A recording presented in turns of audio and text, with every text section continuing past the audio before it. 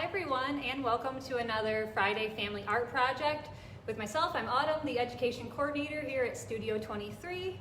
If you got to see the previous segment with Tara, you know that we're discussing the art of Jim Matherne.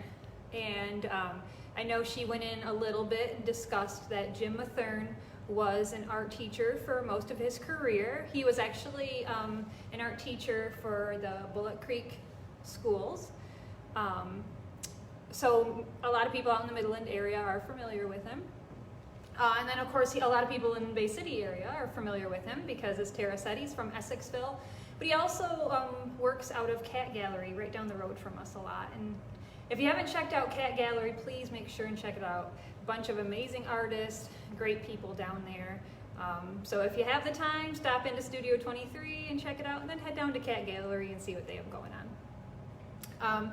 So if you got to see the images of Jim's work, you saw that he does a lot of portraits in oil and sometimes watercolor, and he also includes animals in his pictures. And what I absolutely love about the animals that Jim includes in his work is that they're sort of these like anthropomorphic animals.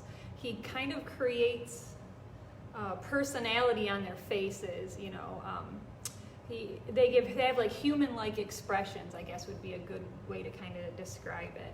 So, he's done a few different animals, but I think my favorite, pardon me, I think probably everyone here, our favorite is probably the cows that he does. So I thought, let's do a family project involving the cows, and maybe we can even get in on some of that anthropomorphic action too, right? So I did a really simplified cow for my project. And so this is what we're going to be working on right here.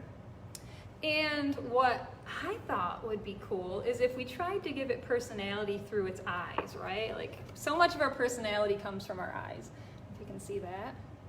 So what I thought is, you know, like, let's play around with the idea of that. So, I mean, if you look at my cow, I don't know if my cow looks especially happy right now, right? And I did that on purpose by kind of making his eyes, you know, his eyes kind of look like they're glaring down a little bit. So that was my intention, and so I want you to make a cow with personality too. So maybe your cow is very happy, or maybe you have kind of a cranky cow like me too. But either way, that's what we're going to work on today. As far as supplies, you really just need paint. You don't need a ton of colors. As a matter of fact,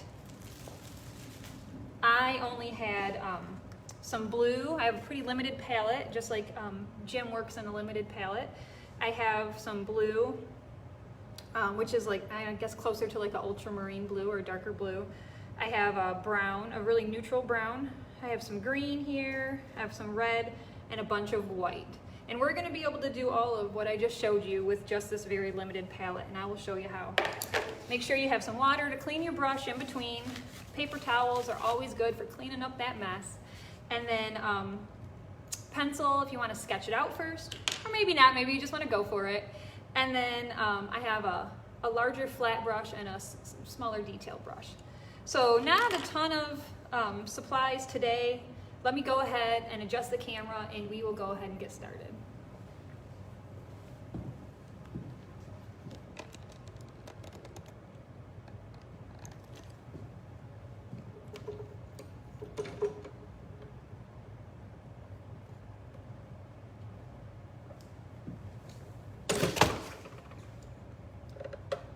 All right.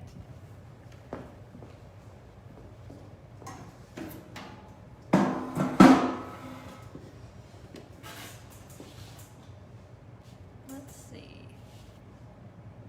All right, hoping everybody here can see.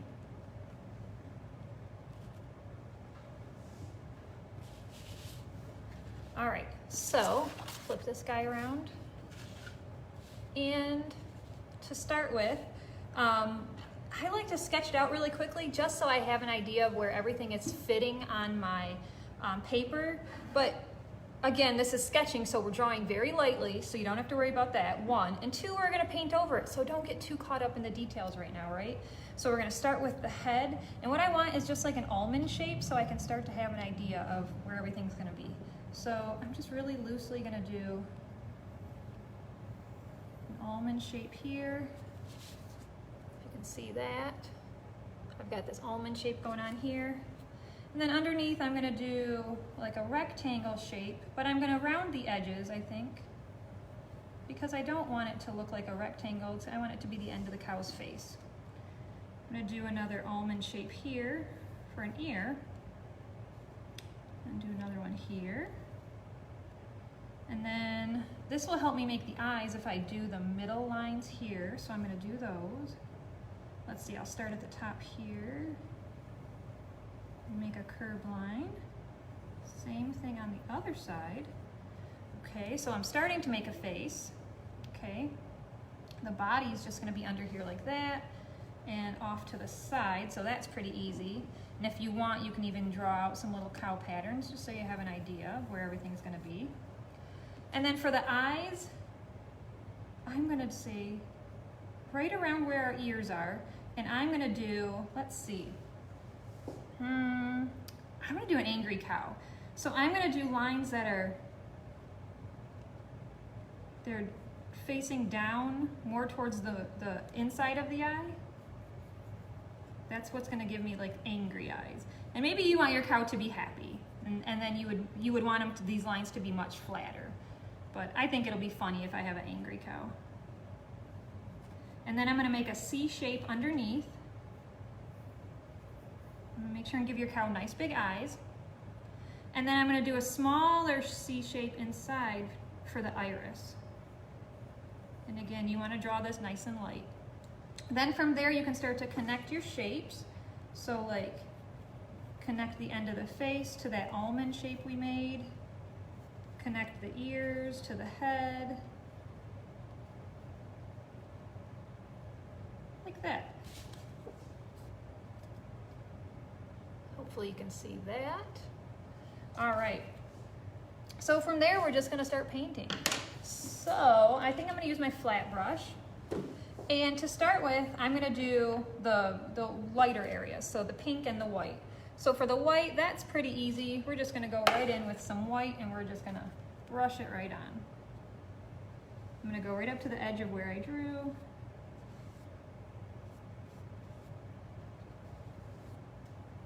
Right? And as far as paper goes, I'm painting on a cardstock. You could paint on anything, a canvas, cardboard, even regular paper. I think for the acrylic paint would be okay.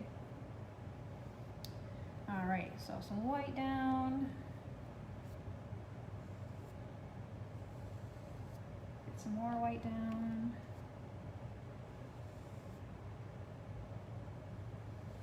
And you know, I'm not getting too carried away with my lines, like how cleaned up or tight they are, because one, this is a painting, so it's not supposed to be an exact replica, right? If you wanted an exact replica of a cow, you could just go out and take a picture. So this is my interpretation of a cow, right? And then two, I can always clean stuff up. Acrylic paint is so much about layers that, well, a lot of painting in general, I should say, is about layers. So if there's something I really don't like, always go back in and fix it later with another layer. So keep that in mind when you're painting. Don't be too critical, especially when you're just getting a base coat down. All right, and then let's see, we'll do a little white for the eyes.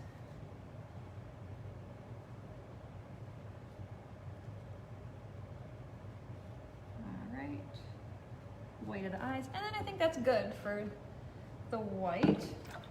Clean my brush off. All right, and then we're gonna go in and we're gonna do the pink. So that's gonna be the part that's like the front, like the mouth, nose area, and the inside of the ears. So I'm gonna mix my pink, and I want it to be a light pink, so I want more white than I want red. So I'm gonna take a bunch of white, and just with the corner of my brush, I'm gonna take a little bit of red.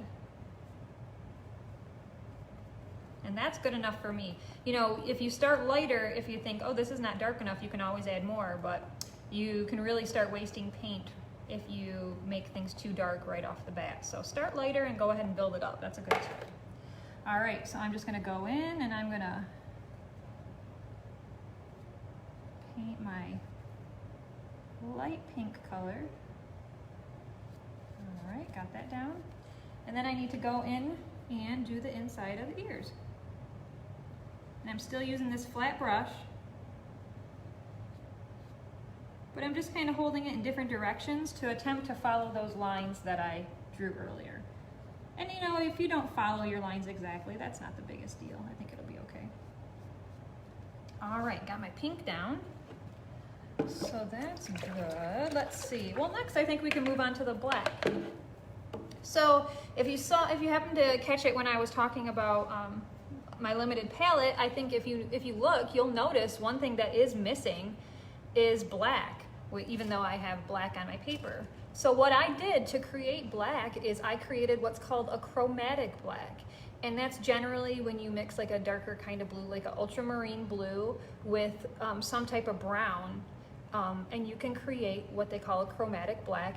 And the benefits to making a chromatic black is that it's usually a richer and a deeper black.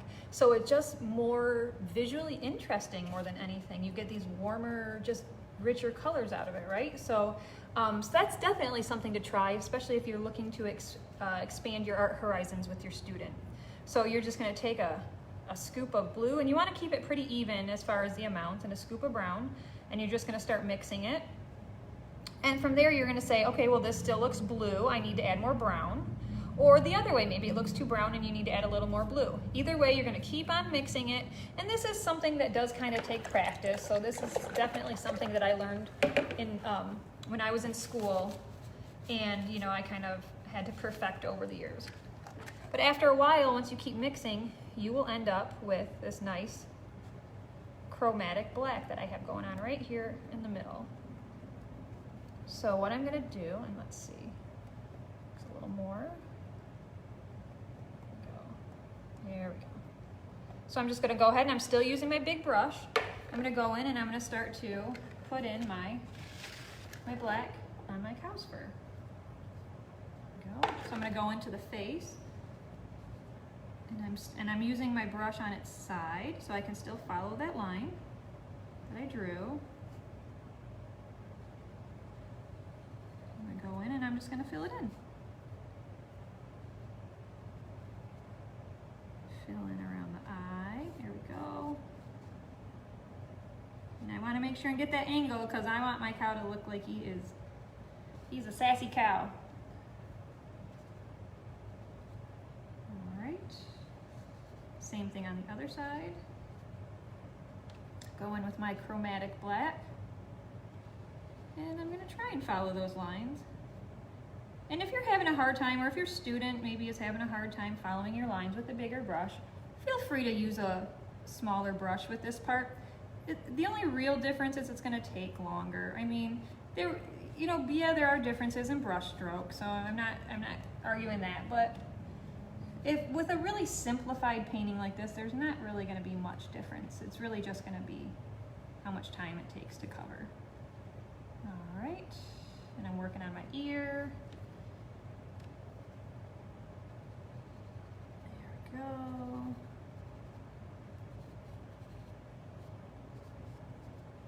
All right, then I can go in and I can paint those little cow print shapes however I want. And I had them drawn out, but maybe you just want to go for it. Okay.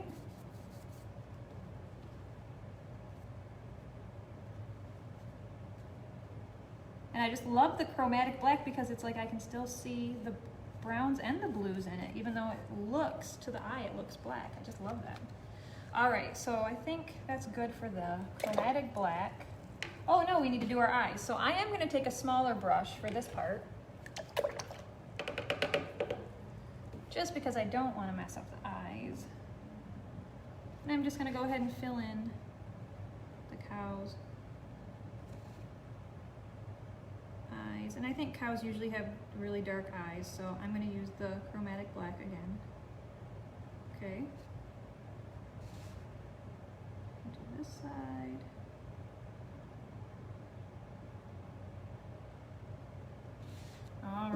that. And now, oh, I can't forget the little reflection marks on his eyes. So I'm gonna rinse off my brush, go in with a white, and just a pop of color there, a pop of white, I should say, and a little pop of white there. Okay. And then our background. Your background can be whatever colors you want it to be. I did green grass because I figure my cow was in a pasture. And then I did do a blue sky, which I know you're probably thinking, but you don't like blue skies. Well, I don't, but I was working with a very limited palette, so I just went ahead and did blue. So I'll just go in and same thing with my big brush. I'm gonna attempt to follow the lines of my cow. And then I'm just gonna brush in. And I'm gonna try and keep my brush strokes the same direction, because then if you know, I'm painting it fast, so it's a little bit painterly where you can see the actual brush strokes.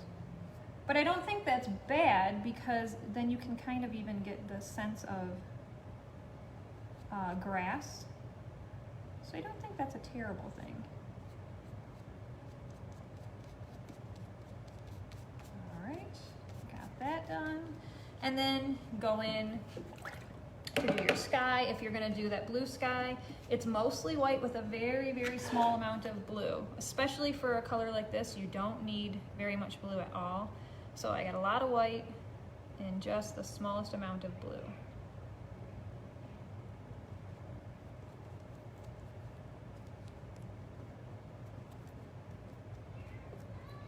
All right. Then you're just gonna go in and you're gonna fill it in. You could always go in also. You could add clouds if you wanted. You could really add any detail. I feel like the sky's the limit. Heyo, that was a good joke. Anyways, sky's the limit. Include anything you want, but just make sure you're creating personality for your cow. Make sure you're anthropomorphizing your cow. And the easiest way to do that, well, I think the easiest way to do that is through the eyes. So that was my really quick demo of my Jim Matherne inspired cow. Here's our finished project. Of course, if you make one, we would love to see it. Please share it with us on our social media, Otherwise, that's it for us. That's it for me. Next up is Tara, filling in for Val. She'll be doing a demo for you. And otherwise, I will see you next week, and I hope you all have a fantastic weekend. Thank you, and bye.